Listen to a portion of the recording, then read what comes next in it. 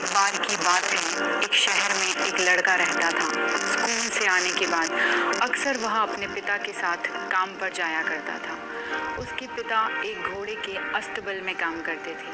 वह लड़का हमेशा देखता और सोचता था कि किस तरह उसके पिता बहुत मेहनत करते हैं, लेकिन फिर भी उन्हें वो मान सम्मान नहीं मिलता था जो उस अस्तबल के मालिक को मिलता था। एक दिन उस बच्चे के स्कूल में शिक्षक ने सभी बच्चों को एक लेख लिख कर लाने के लिए कहा। उस लेख में सभी बच्चों को यह लिख कर लाना था कि वे बड़े होकर क्या बनना चाहते हैं और उनका क्या सपना है। अब उस बच्चे ने रात भर जागकर एक बहुत ही अच्छा लेख लिखा, जिसमें उसने लिखा कि वह बड़ा होकर एक अस्तबल का मालिक बनेगा, जहां बहुत सारे घोड़े प्रशिक्षण लेंगे। और इतना ही नहीं, उसने अपने सपने को एक फ़ोटो में भी उतार दिया। अगले दिन उसने बहुत ही खुशी के साथ अपना लेख शिक्षक को दे दिया। शिक्षक ने सभी बच्चों के लेख को जांचा और परिणाम सुनाया। परिणाम सुनकर वह बच्चा आश्चर्यचकित रह गया, क्योंकि उसे फेल कर दिया गया था।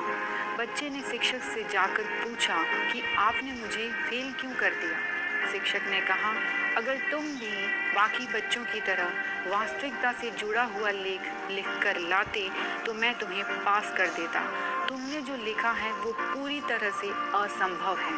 तुम लोगों के पास ऐसा कुछ भी नहीं है जिससे तुम अपने लेख में लिखे सपने को पूरा कर पाओ। तुम चाहो तो मैं तुम्हें एक और मौका दे सकता हूँ। तुम कल दूसरा लेख लिख कर लाना, जिसमें कोई वास्तविक लक्ष्य होना चाहिए। घर जाकर लड़के ने बहुत सोचा, लेकिन उसे कुछ और बनने का विचार आया ही नहीं। अगले दिन उसने शिक्षक के पास जाकर कहा, आपको जो भी मार्क्स देने हो आप दे दीजिए, लेकिन मेरा तो यही सपना है, मुझे कुछ और नहीं बनना है। मैं अपना सपना कभी नहीं बदल सकता। और उसने अपने मन में ठान लिया कि मैं अपना सपना पूरा करके ही दिखाऊंगा। और अपने दृढ़ संकल्प और विश्वास के साथ वह 20 साल बाद एक अस्तबल का मालिक बन ही गया। ठीक इसी तरह यदि हम पूरे विश्वास के साथ यदि कुछ करने की ठान लें, तो हमें अपने सपने तक पहुंचने से कोई नहीं रोक सकता है। सिर्फ हमारे मन में खुद के सपने के लिए कोई भी शंका नहीं होनी चाहिए। धन्यवाद।